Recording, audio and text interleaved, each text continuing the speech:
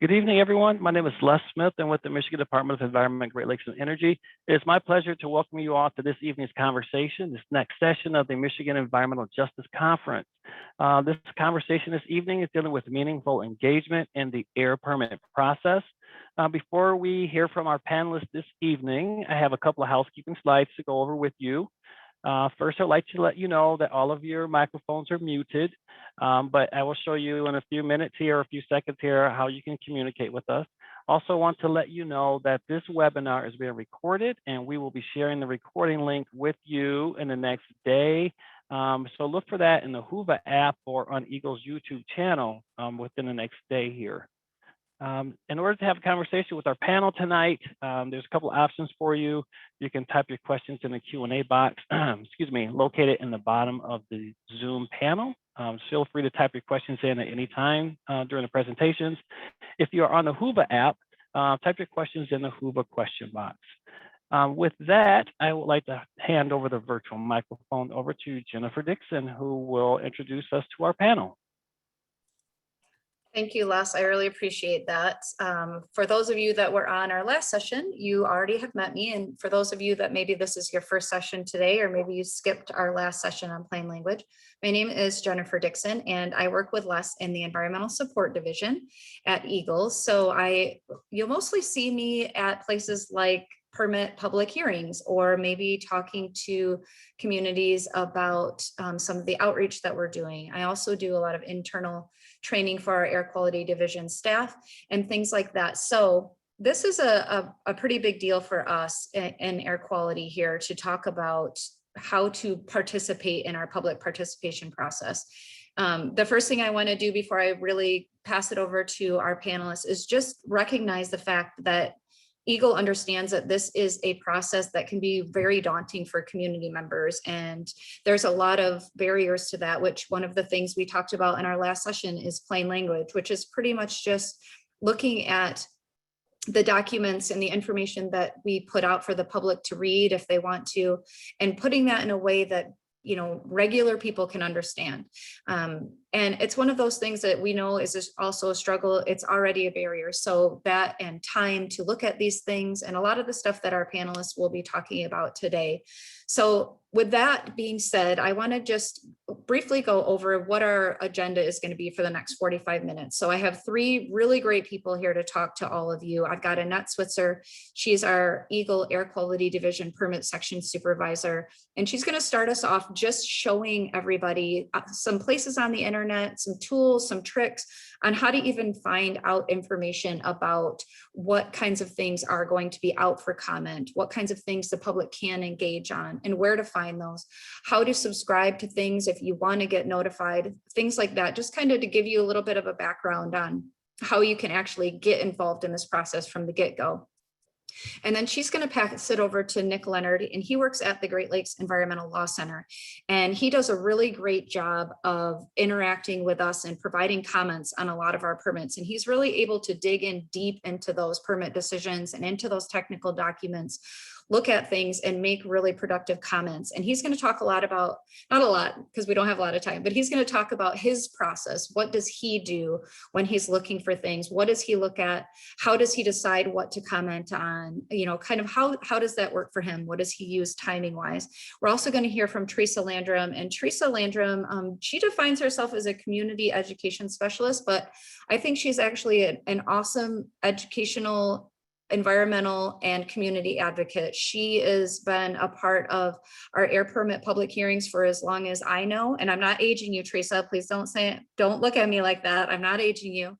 But we really appreciate her input. She's opened our eyes to a lot of things that we were just missing the mark on. And we continue to appreciate her engagement. So she's going to also talk about, what her process is as a community member. How can you be involved in this, knowing that there are all of these barriers to this process for you? So I'm going to go ahead and pass it over to you, Annette. And if you want to introduce yourself a little bit here while you're getting your stuff up right now, I just want to say, definitely put your questions in. We already have some questions in Whova, so that's awesome. So once you go ahead and share your screen, Annette, you can do your presentation, and then feel free to pass it on to Nick whenever you're ready. So you're all set. I can see your presentation, so go on ahead. Okay, great. Thank you so much, Jennifer.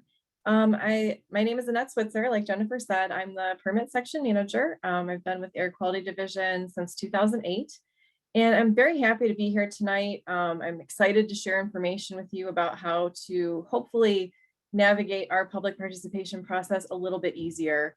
Like Jennifer said, we know there's a lot of information out there and it can be a little bit daunting. We hope through this and our continued improvements, we continually are trying to improve our process, that this will make meaningful engagement only a little bit easier for everyone. So with that, I'm going to talk a little bit about and just briefly, very briefly touch on what we do in the permit section as Air Quality Division and try to spend most of the brief time I have just talking about how to find things on our website, hopefully help you navigate that a little bit easier. So that way I give the other panelists plenty of time to share what they'd like to as well. So what I want to talk to you about first is the AQD plays a big part in protecting the air by regulating industrial sources. So our process really starts when a company decides that they would like to submit an application to us. So they want to change something, install something new that emits something into the air. And so when that happens, they submit an application to the permit section. And that's when our work really starts. As our team gets together, we do a very detailed review on the application, and it can take 6 months, even up to over a year for us to complete our review process. And there's a lot that goes into that, and I'd be happy to answer questions later on that if they do come up. But I really want to focus on an application that is going out to comment and how you can engage with us on that and how you can find out information. And so one thing I would like to note is that we do process quite a few permit applications, and not all of them do require public comment. So I'm going to focus on how you can find information, especially on those that are open for public comment. So with that, the first place that you would want to go to is our EGLE website, michigan.gov/air. And on this website, and Jennifer is going to be sharing links in the chat to try and keep things available so you can have easy reference later. So from this website, the best thing to do is to click on this public notice page, little button. When you click on the button, it's going to open a drop-down list. And this is going to be a list of different websites that you can go to for Air Quality Division related process or actions that might be open for comment. So for tonight, we're going to be talking about the permit to install available for comment. So when you click on that, it's going to open up to our air permits public notice page. There are a few things that I want to highlight for you on this page. If you've not really been involved in our process before, there's some great information. The public hearings, what you should know document is something that's going to give you an overview of what to expect if you're going to your first public hearing for the first time. And also, I'd like to highlight some of these documents that are available. So we have the new source review permits open for comment, those that are pending decision, and those with final decision. We also do have a link to our renewable operating permit public notice, but I'm going to focus on the new source review portion when we're talking tonight. And so these documents will have the first one open for comment would have anything we're accepting comments on currently. Pending decision is going to have anything that we've closed the comment period, but we haven't made a decision yet as the agency. And then final decision page is going to have information on permit applications that we've recently made decisions on. Some other things that I'd like to point out here that we have more information available. We do have a list that you can open that lists all of the applications we're currently reviewing in permit section, because as I mentioned before, not everything goes out to public comment. And then some applications that might be of interest, as well as a full listing of any active new source review permits that are out there. So not ones that are currently under review, but active permits that companies are operating under. And then also a link to the EGLE calendar, which I'll touch more on in a few minutes. So we're going to say that we are interested in seeing what is open for comment right now. So we are going to click on the open for comment button. When we click on that document, it's going to open this page where it's going to show you an application that's open for comment right now. And this is a snapshot of our current open for comment page. So this is one of the permit applications currently under review. And so on this, I'd like to highlight that there are very important dates that are shown on here, like the comment period open and closing date, as well as information about if there's a hearing and how you can attend one. Also, a nice resource on here is that this map is a clickable map. So if you click on that map, it will open in Google Maps. And from there, you can zoom in and out so you can get a better proximity as to where the facility is to either your home or your workplace. And then I'd like to point out some documents that are available on the website. And I know we were talking previously in the plain language session about this. I know that these are some very highly technical documents, but one that I would like to point out that it is our intent that this document is going to be one that will be something that will be helpful for the public to look at and get. This is the proposed project summary, to look at that and get information about in general, what is the company asking to do, information about the air quality in the area, just so that way you can get a better overall picture of what is going on with this application. And if you're interested in potentially making comment or finding out more about what's going on. And then one other resource here is the submit comment button. So if you do decide I'd like to comment, you can do it directly through this document. If you do click on that button, it will open a web page for you. Not a web page, sorry, an email for you. And then in the email, it's going to auto-populate our public comment email address, as well as the company name for which that application is for. So it'll automatically put that piece of information in for you. And then you can just fill in your comment and any of the required information and hit send on your email, and you've submitted a comment. If that is not the way you prefer to submit a comment to us, we do have other ways and other options for submitting comments. One, you can send a comment in via mail. We do accept comments through the mailing system still. And then also you can submit an email comment without going through the website. You can just submit an email comment to us. We also have added recently the public comment voicemail system, where you can call and leave a verbal comment on a voicemail. This was something that we added recently due to a lot of virtual meetings we've been having, and it's been a good resource for people. And then also attending a public meeting, you can make a verbal comment during one of those. So now that we've talked a little bit about how you could submit a comment if you want to, now I'm going to talk a little bit more about how can you stay informed or get updated on things that are going on. So how do you get notified? So if you attend a hearing or submit a comment, you can get added to what we call our interested party lists. And those lists are for individuals that have expressed interest in the past in a certain facility. So we have those lists. If you have attended a hearing or you submitted a comment, you're automatically added to those lists. If you'd like to be added, I've listed in the slides, and we can share in the chat as well, the phone number for the permit section. So you can call and request to be added to one. And then I'm going to talk about on the next slide about how through our website, you can sign up for notifications. And so I will go to that. And so on our About EGLE webpage, we have a link on the top that says stay connected through emails and social media. And so if you click there, it will take you to a page where it gives you information about articles you can read, how to follow us on Twitter, because we are on Twitter, and then also how to subscribe to our YouTube channel, which we have a lot of informative videos out there. But the two that I really wanted to highlight were signing up for our email lists. We do use our email lists quite a bit, especially when it's a facility that we know has a lot of interest and we want to try and reach a broad amount of people. So we do use our email list and rely on those in some cases. But then also it's great to subscribe to our EGLE calendar, because our EGLE calendar, we post anything we're putting out to comment on our EGLE calendar. And if you sign up for a subscription, then you'll get notified when something gets posted to the calendar. So I know that was a lot. I'm sorry, I was trying to go through it quickly just for the sake of time. We can, if you have questions, loop back to any of this, and I can go over any of this again. I'd be happy to later.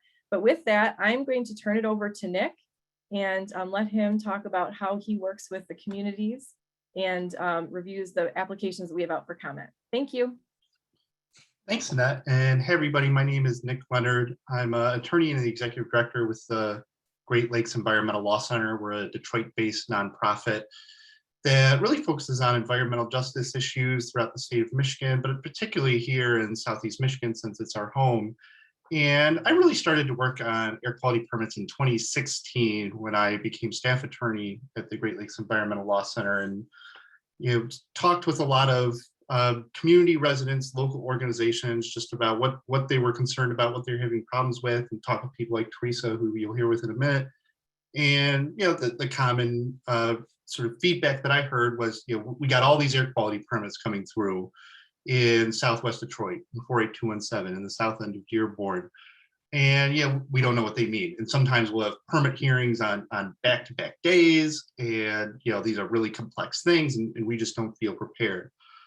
And so the role that we've tried to play as attorneys and working in this space is really twofold. I have basically two goals that I'm trying to meet every time we see an air quality permit come up for public comment. And the first goal is really community education, and basically just trying to synthesize really complex and technical information that's in permit applications and in proposed permits that are open for public comment, so that a layperson and community residents can understand them, and really can understand three things. One is what's being proposed by the company, by the facility.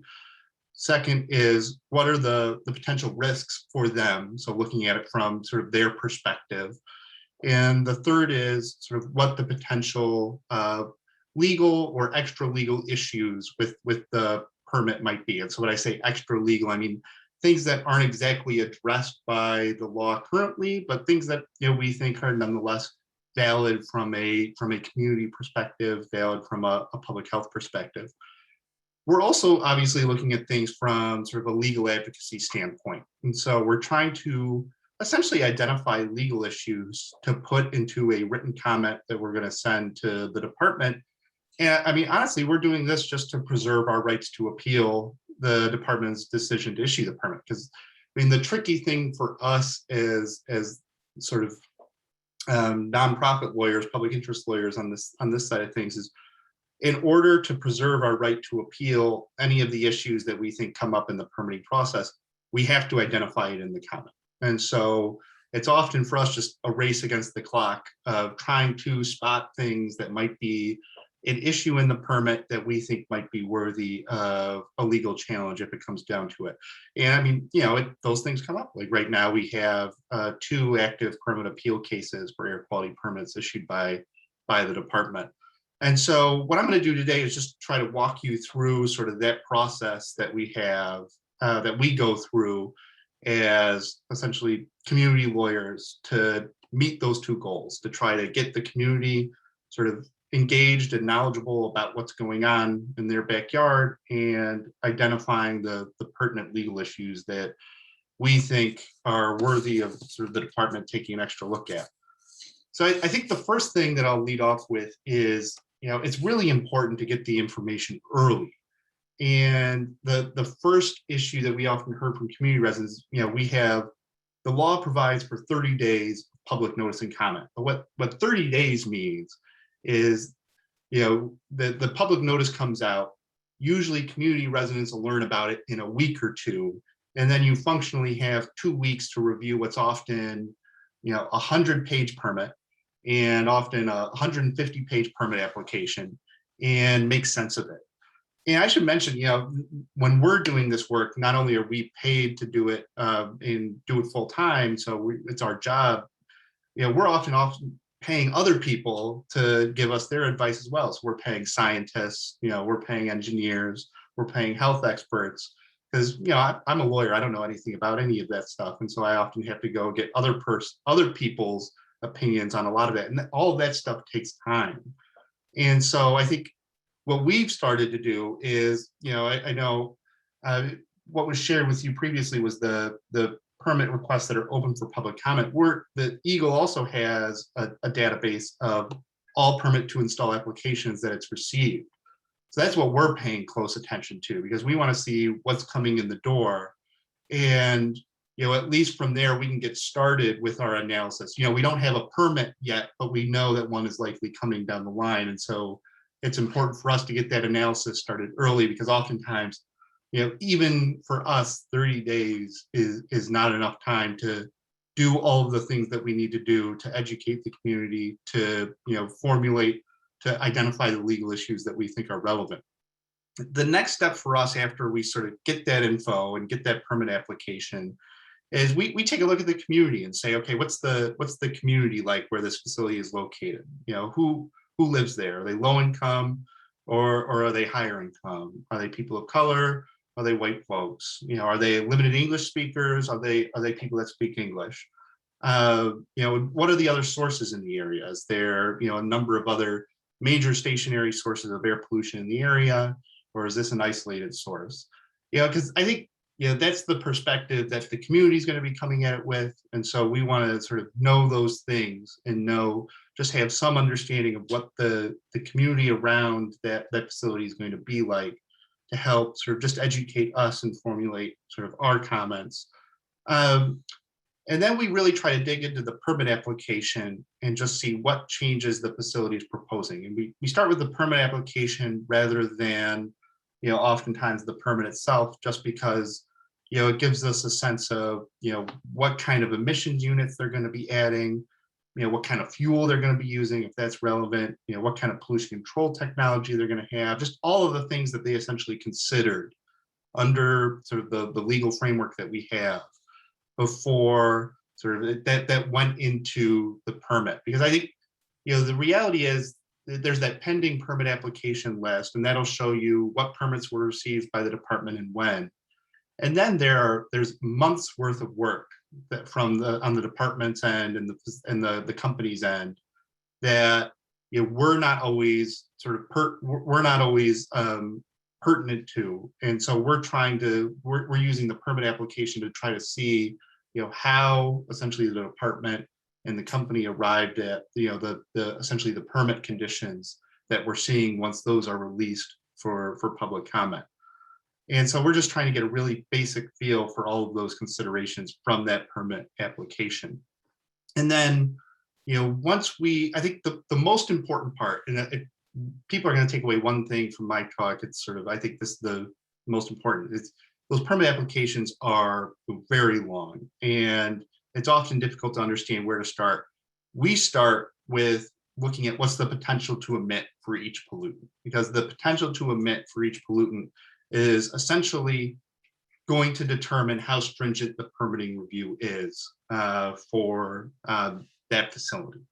And so, for example, if it essentially divides what are essentially called major sources or major modifications as opposed to minor sources or minor modifications. And, you know, this is important from a legal perspective more so than a community one, because if it's a minor source or a minor modification, our routes of legal advocacy are quite limited. And, you know, frequently what our disputes, like I mentioned, we were pursuing 2 permit appeal cases right now. You know, most of those are in regards to the potential to emit calculation and how it was determined, and essentially alleging that potential to emit should be higher, and, you know, therefore the facility should be subject to a more stringent permitting review. And so I think it's usually pretty easy to figure out where the red flags are with potential to emit calculations as well. Like, so, you know, you just have to look at how close they are to those major source thresholds, which are often described right in the permit application itself. And I'll give you an example. One permit application that we're working on, the facility's initial permit said that they had the potential to emit, you know, 70 tons of sulfur dioxide, roughly. And EGLE got back to them and said, hey, that's well above the major source threshold, in this case, 40 tons per year. And as a response, the company then came back and said, no, never mind. We redid the calculations, that our potential to emit is now, you know, 39.73. And so, you know, just below that 40 tons per year threshold. So, I mean, as a, you know, community advocate, as a lawyer, that raises all sorts of red flags. Like, I'm gonna dig deep on that number, try to figure out what exactly is going on, you know, there, and try to see if there's, you know, anything that we think might be an issue with essentially how they've calculated that number, because then that's the difference between them going through a much more stringent permitting review, taking additional steps to control their pollution, as opposed to going through a less stringent permitting review, taking less steps to control their pollution. And so, you know, definitely make sure you're looking at potential emit calculations. Definitely try to get to the bottom of, you know, how those were calculated, and what those levels are and what the relevant thresholds are. And then really the last step is looking at the permit and seeing how the permit application materials were translated into emissions limits, monitoring requirements, record keeping requirements, and reporting requirements. And at that stage, I'm often looking really closely at monitoring, record keeping, and reporting, because an emissions limit is only as good as those requirements. Like, meaning I only can have confidence that an emissions limit is being complied with if there are really solid monitoring requirements that are going to require sort of, for example, I love continuous emissions monitoring systems. I love when, you can see, everything that's coming out of a stack at all times. What I love less are, periodic requirements for stack testing. So requiring stack testing once every 3 years or once every 5 years, because that just gives you a little snapshot. And that stuff is also, I found, really relevant for community members, because they want to know, like, all right, if this thing gets issued, how are we going to know that they're actually, doing what they said they're going to do? What's the accountability measures here? And so just sort of taking a look at that and the monitoring requirements, I've always found is the best place for me. But that's, essentially a quick summary of what we look at when we get these permit to install applications. And I'm going to kick it over to Teresa just to talk a little bit about sort of her experience of, dealing with these same issues. Teresa, you're on mute. You might want to do your unmute first. There you go. Well, thank you for that. See, You are welcome. technology- I don't want you to talk into a box. I want to hear your voice. Okay. Thank you, Nick, for that. And thank you guys for this opportunity to speak and to talk from a community and lifelong resident of Southwest Detroit, and the challenges and the barriers that we have faced in previous years and continue to face today with the permitting process, the hearing process, and the access to information process. I just want to go back. I've been working around this for over 20 years now. And in the beginning and now, the challenge that has mentioned, and if you were watching the previous session, some of the things that I talk about are going to overlap. One of the things that we experience as residents when learning about the opportunity that we as residents could ask for a hearing, that's something that we did not know in the beginning. We had to be educated. So education is very important. And also mentioned was that the time frame. It was mentioned that a company can submit a request for a permit up to 6 months before the public is notified. And that short turnaround that we're notified in that week period, as mentioned by Nick, we're supposed to absorb and digest these highly technical, scientific, legal documents. And as lay people, we don't have that education. We don't have that expertise, because that is not our purview to understand those things that come from EGLE. As a regulatory agency, we have experienced what we call a total disconnect from community. It seems that as the years and things that were mentioned prior, is that EGLE has allowed and still allows companies to have a direct connect with them. But when community asks for information or seek information, we don't have that access.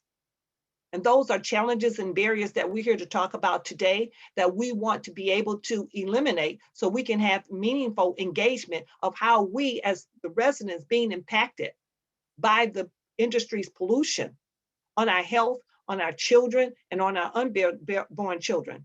These are the things that we want to talk about today. It was mentioned about the Freedom of Information Act. The community has often been left out of that. It seems that we get minimal information about these technical permits that we are asked to comment on. When you come to a community and they're having a hearing with you, we're not bringing PowerPoints. We're not bringing data. We're not bringing legalese. Well, we're bringing our stories. We talk in parables. So when you talk to us, you're talking to people that have no feet about shoes. I often use that because that's what it equates to. We talked about the language barriers. Well, now we're talking about the information barriers. It's not that we're uneducated and can't understand, is that these terms and these permits need to be broken down so that people, simple language, as mentioned before, we can understand. But if you come to a community and you're talking parts per million, parts per trillion, parts per billion, people need to know what that means when it comes to a pollutant that's being put into the air that may be harmful or harming their environment. So we're trying to work with EGLE to break down that scientificese, that legalese, and that technical challenge that we face. You're bringing information that lawyers, toxicologists, and scientists have created for this company. And we don't have access to those things.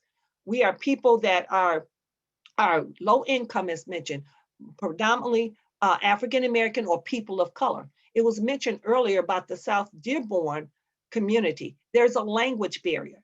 And over the years, it took us years to work with EGLE for them to translate their documents into Spanish, into Arabic, for those people that are impacted on the backside from pollution to understand that they were in danger from the pollutants that were being emitted from surrounding industries. And I just want to do a case in point today. Today, the difficulty in access. I'm a senior citizen, I admit it.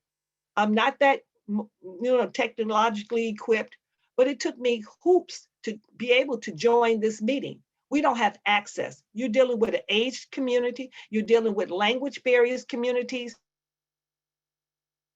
and people that don't have access to internet, to computers, to smartphones.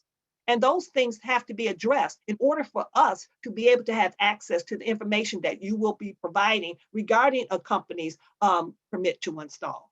And so we're working on that.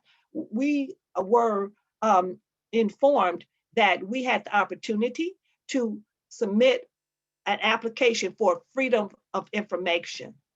And freedom of information to a layperson is like telling them you need $1 million to buy a house in a neighborhood that only can sustain a $25,000 a year job.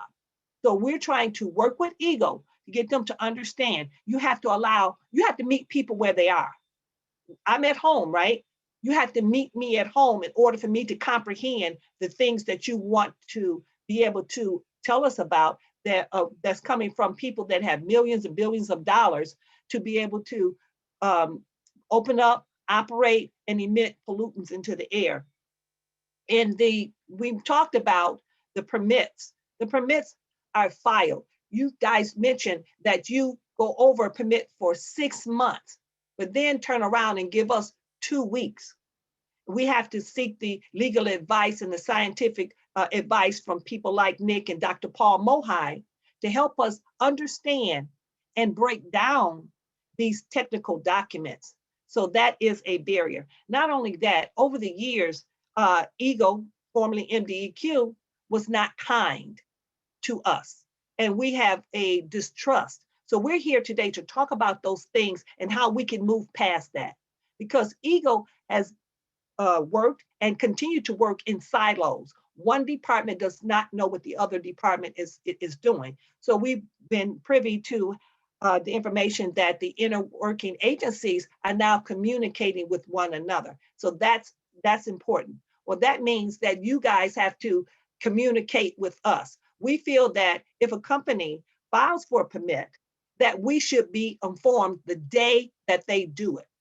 As mentioned to Nick, we had a company in an area that is out of attainment for sulfur dioxide, for ozone, also manganese and lead being emitted from this company. The company submitted to permit 6 months ago. Then we get the information that here, an area that's has lead, manganese, sulfur dioxide, and ozone challenges has submitted a request for a permit. So the public outcry, of course, was why in the world would EGLE allow a company that is not in compliance to file a permit? That is not comprehensible to us. If you're in violation, how can you continue to ask for something that will violate more. So we're trying to break down those barriers to understand what is the process for EGLE, what is their power under their purview that they can do, how can they let a company that's under a consent agreement continue to operate when an area is over inundated with harmful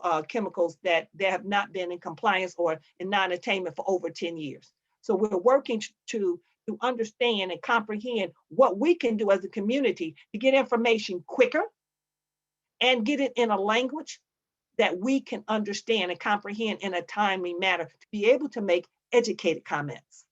When we come to you, we talk about our impacts of our health on our children and things that are happening in our community at these hearings. So it's like speaking German to somebody that only speaks Spanish. And so those are some of the barriers that we have faced, is that EGLE is so technical, scientific, data-driven that they forget they have to meet the people where they are. And so I have been privileged to have the opportunity to work on the Environmental Justice Working Group under the previous administration to bring EJ and community issues to the forefront. And with that being said, right now we have 33 recommendations that we see this current administration is working to implement.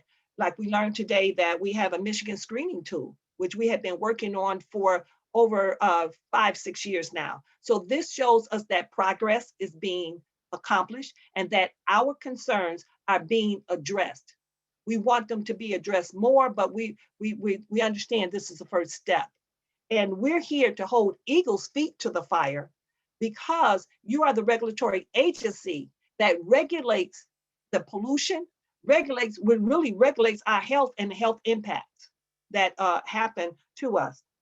And we need to understand what is EGLE's power, what is their role, what policies can you create, what policies can you amend, and what things and permits and new source reviews can you deny. It was mentioned earlier that, and from the understanding that we have got as community, that there is no way that EGLE can deny a company's permit.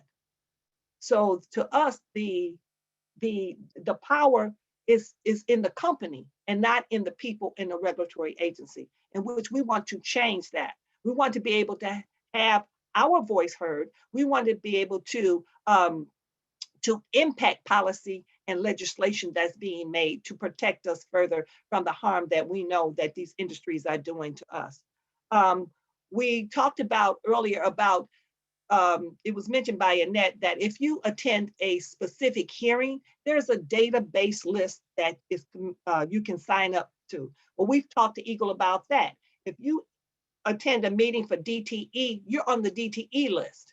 But if there's a meeting for AK Steel, you're not on the AK Steel list for notification.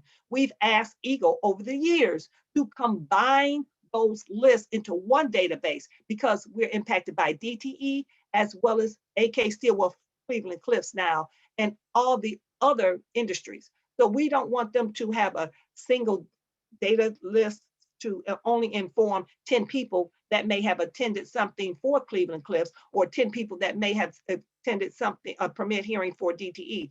If that's 10 and 10, those 20 people that are in those neighborhoods should be notified that there's a hearing or a process that may impact us from any of those companies. So those are some of the challenges that we face. We face the language barrier, the understanding of the technical, logical barriers and the legalese and the barriers of notification. And we have been given this opportunity, and I really appreciate how EGLE is allowing this EJ conference to bring the information to the public and how we can have meaningful engagement and conversation to address those issues, because the public are the ones that are impacted. We're the stakeholders. We're the ones suffering the impacts from these companies. So the hearing process has been very difficult over the years because I've talked many times at a hearing because I was not happy with the way the hearing was led. We would come into a hearing and we would see the EGLE representatives, and it would be a open house style atmosphere. So you had to go over to this corner and talk about somebody if you're concerned about air, or if you were concerned about the pollutants that were emitted from a specific company at a specific time, and you would go over to another corner. So the whole room of people that were involved could not hear the questions asked. And we felt that was a divide and conquer method of EGLE to separate the people. You couldn't hear the question nor the answer. Then I had the opportunity to do the open house, the classroom style, where EGLE would be in front of us, talk to us, and we could go to a mic and talk back. However, it was disrespectful to the public that we had come in for the informational at 6 o'clock, and then the hearing started 7 o'clock, and we were sitting there, and most of us are seniors. And then we would have the elected officials come in, say at 7:40, and the elected officials would go before the public, which are the stakeholders. And I have often said, there's nobody more important than me. There's nobody more important than my senior neighbor or the next door neighbor, because we're the stakeholders and we were there. We're the ones are going to suffer the impact. So we're working with EGLE to change that dynamic. First come, first serve. And that's the way I feel about it. If I'm there at 6 and I put my comment card in, I should be heard before an elected official. They work for us. They're civil servants. And we are the stakeholders, and we're the ones that should be serviced and should be heard first. We've often talked about the ways that we felt EGLE would control us by all. Hey, Teresa, I'm just going to interrupt you for 1 second. I want to let you know that we have 3 minutes left, and I do have some questions that have come in specifically for you. So if you want to keep talking, you can, but I just wanted to let you know that in case you want me to get to the questions. Okay. Because I really appreciated your conversation, and I didn't want to interrupt you. And I was like, I really like where she's going, but I just wanted to let you know that. Okay, well, I just wanted to mention one thing. And often in years, we have felt that EGLE has devalued our comments because we speak stories about our personal impacts. So that's all I want to say, and you can go to the questions. Thank you. Well, there's a few things that you said and that I think are really poignant. And the one thing that you said that I think is great is that I appreciate that you acknowledge that this is a small step in the right direction and that you're going to hold our feet to the fire. I would expect nothing less from you. So I'm so glad that you said that you're going to do that. And, this is a really good conversation that we're getting to have today. So I really appreciate it. This question came in and it says it's specifically for you. And it says, do you have any advice or comments for EGLE employees on rebuilding trust within communities that they work in? Yes, the advice I would give EGLE is change the culture of EGLE itself. That needs to be changed. When you look at us, the diversity needs to change. We're people of color.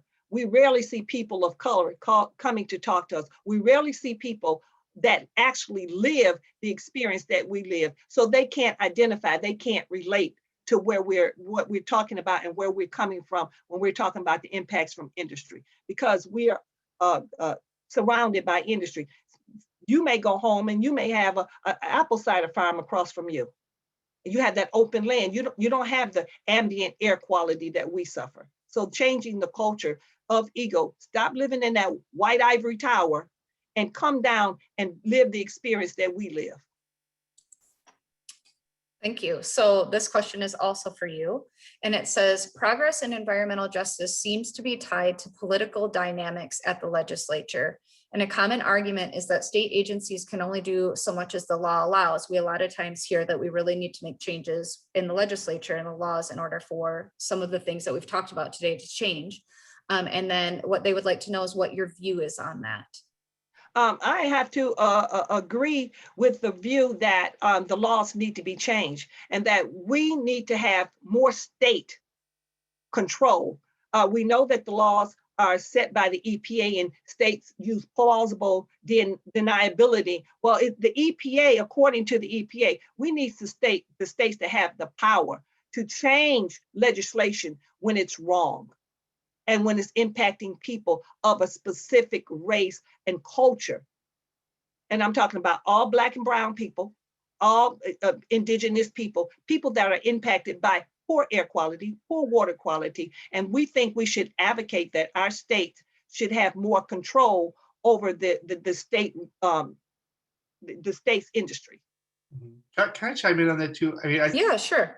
yeah, we need new laws and stuff like that. I mean, our position has been, there's a lot of existing legal authority that EGLE could use to better address the environmental justice concerns of, communities like Southwest Detroit and stuff like that. And, so those are the things that we've really been pushing, that we see community residents pushing is, we want you to get creative. We want you to sort of stop telling us what you can't do and start telling us, we can use, this rule, that rule. And we've been, we've proposed using Rule 901, which is a Michigan regulation that is focused on, health and safety and to address some of these concerns. And we've been focused also on some air toxics rules that say, hey, if even if a facility is meeting sort of the state-specific toxic standards, like if that's not good enough to protect public health, EGLE can go lower. EGLE can require a company to do that. Correct. And so using some of that discretionary authority to address those health impacts and getting creative and pushing the envelope for community a bit more. Yeah, because the reality is we're not going to get that legislation in any time soon. And so these needs are present and urgent. Right. And No, sorry, Teresa, go ahead. What needs to be stopped is the honor system. Self-reporting by industry should be ended. If you're a regulatory agency and you're here to protect the public, the industry should not have an open door to give you data, and then we find out later that that data has been forged or you actually been lied to. So we need that honor system. That loophole needs to be closed. It needs. Well, I mean, that happens hopefully few and far between. And I think we could have a whole conversation about, what our inspectors do and more about our role. But I know we're over time. You guys have been, this is so great that you came and offered your perspective on this. Nick, I think as I listened to you talk, I realized that even you, and I know you're really good at plain language, when you were saying potential to emit, et cetera, I was like, he's talking in AQD talk, and that is like another language. And then Teresa said, this is another language. These permits are in another language, and they are a language that I have worked with air quality for over 20 years. I know you guys are all shocked, but it's still, a lot of things are hard to understand. So I know Annette is listening, to this conversation, and we'll definitely review some of the questions and comments that we didn't end up getting to today. But I greatly, greatly appreciate and respect both of you. I know when you submit comments or participate in public hearings, they are more productive. We do make changes based on comments that Nick gives us. We do make changes based on comments that Teresa gives us, not all the time, but we do make those changes, and we're trying to get better about talking about when we do make those changes, so that hopefully that does help educate folks too, like that they do have a voice in this. You do have a voice. Sometimes I know it doesn't feel like that. And I appreciate, again, Teresa, you acknowledging that there are some small steps being taken in this venue, and particularly in air quality. I think that they've been really open to the constructive criticism and making changes. And I know we'd like to do this and have everything be great. And I appreciate you guys acknowledging that it can't. We talk about this all the time internally, like, couldn't we just, no, you can't, but you could go here, So I'm going to end it. I apologize because I could be on a soapbox about this forever and a day as well. Tomorrow morning, we start off at 9:45 at the EJ conference. So hopefully you will be joining us. Dr. Khaldoon is going to be coming to chat, James Bell and Courtney Davis in the morning on public health equity. So a lot of the things that you were talking about, Teresa, this just keeps tying in and moving forward, and these conversations hopefully continue to be very, very productive. Les, I'm going to let you go ahead and end the meeting when you want. Les Smith is one of my friends, and he's been helping me today. So I appreciate everybody who came in for evening sessions. I feel like I haven't had an evening session for a really long time. So hope you guys have a great rest of your evening, and hopefully we will see everybody tomorrow. Thank you.